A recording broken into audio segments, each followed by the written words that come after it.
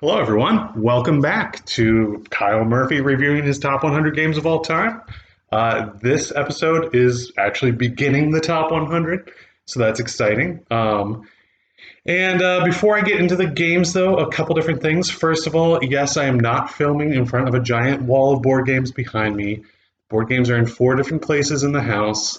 At some point after I'm done with these lists, I'll go through and show you all the games. So now I will just pick it up and show a couple different places. There are board games on these shelves. See, down there next to the guitar. There's more board games over there. There's plenty more board games upstairs, and then in my bedroom, and then in the basement, which is kind of the reject pile. Anyway, um, sorry to not have the typical visual of all the games behind me. It is what it is. A couple other things before we get started on the list. For games that actually count for the top 100, I am not including card games with a typical 52 card deck of cards. So your spades, euchre, bridge, peanuts, excellent game. Very different style of game in my opinion, and I've just decided to not include them to make things easier. I am also not including video games that are like board games but only played on the computer. Specifically thinking about Hearthstone here, which would have made the top 100 if it was eligible. This video is not sponsored by Blizzard Entertainment. Call me Blizzard. But I'm not including it because there's not a physical version of the game. Yes, there is World of Warcraft, the trading card game, but that's a very different game for several reasons that I could go into, and I won't. I am, however, including board games that exist in physical form, and I have only played them online, thinking here specifically about Board Game Arena. This video is not sponsored by Board Game Arena. There's some very excellent board games on Board Game Arena. And I wanted to include some on there and tell you what I've been playing during the pandemic, especially since I've been less able to play with my regular gaming groups because it's 2020 and things are horrible. So without further ado, here we get into one more further ado. Forgot this ado.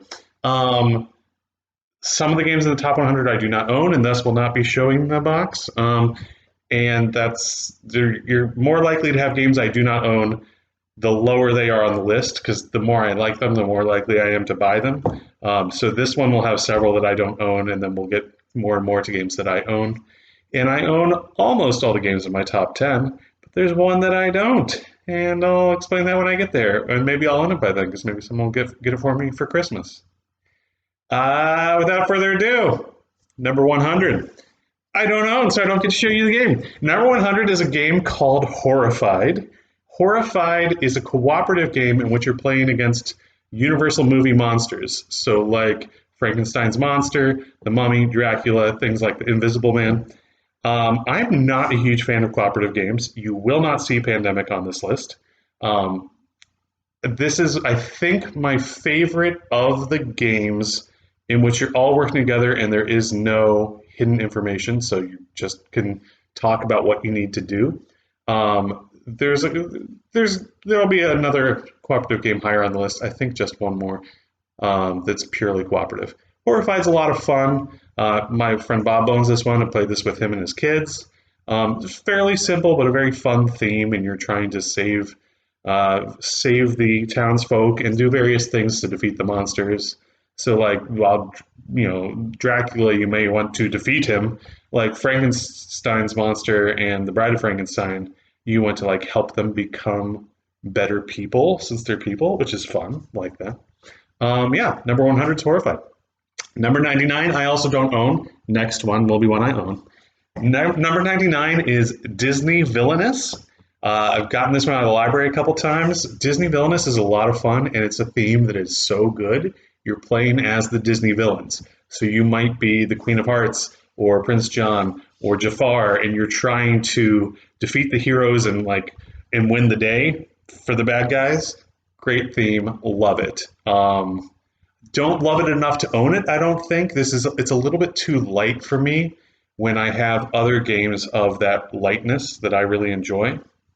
But hey, that theme, fantastic. Also, they've come out with several expansions that I would like to play at some point. I do believe you can play Cruella de Vil now, and I would love to play that. She's fantastic. 99, Disney Villainous. Number 8, a game I own. Number 8, 98, is Britannia. Britannia, this game, I wonder, am I going to have to flip this, or is this the right way around? I'll probably have to flip this. Oh, that's annoying. Maybe I won't. Just pretend like it's flipped, huh? Britannia is a game that is quite long. It can take probably over 4 hours. It is called, the subtitle here is The Ancient and Medieval Invasions of Britain. And this is published by Fantasy Flight, so the production quality is pretty good. No miniatures, though. You play as various different races in England, invading and living there and like trying to accomplish various goals. The way that this game kind of scripts things is, first of all, you start with the Romans in Britain, and then the Romans fall back and various other people come in, and there's all these historical movings around that really happened. Ends with the Normans, I believe. And if you're various people, you want to capture various points on the map to get points for them. And you, of course, appear from different spots. So if you're the Irish, then you come from Ireland, you come from the West, and there's various spots in England that you want to try and occupy. So a lot of fun. If you're the Saxons, then you want to stay down in the south and hold various territories there. Really interesting. The actual mechanics are pretty simple, but the way in which you reenact British history, I find very compelling. Big fan. Britannia. Shout out to Lishko and Dean. Bought that game while I was on spring break in Arizona with Nick Lishko, and that was a good time. Yeah, and that was years ago. Number 97 is a nice and light game called High Society. This is the new version of High Society. I had the old version. It was a fun game. This version is much improved just because the artwork, which it's now like Art Deco style. My wife saw this in the board game store, our local board game store, Games Unlimited, fantastic place, my favorite store in Pittsburgh. And she was like, oh, we should get this one because the art is so much better. And you also have these very large cards. You're bidding on these cards, and the goal of the game is to have the most prestige at the end of the game by going on vacation and collecting objects d'art. I can't pronounce French. But you don't want to be passé, obviously, and wear that sort of outfit. Never. However, at the end of the game, whoever has the most prestige wins. But if you have the least amount of money, you lose. Automatically done. So the trick is to win the game without spending the most amount of money. Quite fun. Big fan. Nice and light. Plays quickly. Number 96 is a game I don't own. It's a two-player game named Patchwork, which is designed by Uwe Rosenberg. You'll see his name again on this list. A bit of a fanboy. And the theme is like quilting or something, but really you're just getting these polyomino pieces. We all know polyominoes, essentially Tetris style pieces. You're trying to fit them on your own little board into various spots so you can fill up your board, get the most amount of points. Great fun, plays only two-player, plays fairly quickly, but there's a decent amount of strategy to it. Patchwork, that's number 96. Number 95 is Coup, or Coop, if you don't know how to pronounce the word coup. Coup is a six-player game, plays best with exactly six, not five. Can play with five. I would not play with four. In this game, you have hidden roles. You have two hidden roles at the start of the game. So you might be the assassin and the ambassador. But on your turn, you get to do any one of a number of different actions. You can take the action of the Duke. You're like, oh, yes, I'm the Duke. I get 3 money. You can bluff. We'll call it bluffing. So you can bluff, but if someone else calls you on it, you lose one of your 2 rolls. Once you lose your 2 rolls, which are essentially like life or influence, whatever it is, once you lose 2 lives, you're out of the game. So it's it's very fun. Plays excellently with 6. Big fan. That's Coup. Number 94 is a game that I picked up a year ago at my first ever board game convention, PAX Unplugged in Philadelphia. Was trying to go back this year before the awfulness happened. Number 94 is Deception, Murder in Hong Kong. This is a social deduction game, so it's a game where you have a hidden role and you're trying to figure out who the bad guy is. In this case, you're playing as detectives, you're trying to find out who the murderer is. Very fun game. One of my favorite social deduction games. I believe my second favorite social deduction game. It's a hint to something coming up a little later on the list. And yeah, so in this game, though, you're not just like yelling at someone like you're the spy, you're mafia, you're the murderer. You are actually trying to narrow down which murder weapon they used and the clue that was left at the scene. So you're not like, oh, Kyle's the murderer because he's shifty and I don't trust him. You're like, oh, Kyle's the murderer because he has a pistol in front of him and I think the victim was shot. And then there is a clue left at the scene of a rose. I think he has a rose, and I think that because the passerby noticed the smell, it was probably the rose. So you kind of twist yourself into all these various things, trying to prove not just who the person is who you're trying to catch, the murderer, but what weapon they used and the clue. A lot of fun. And one of the few social deduction games I'll play with my wife because I don't have to straight up lie to her.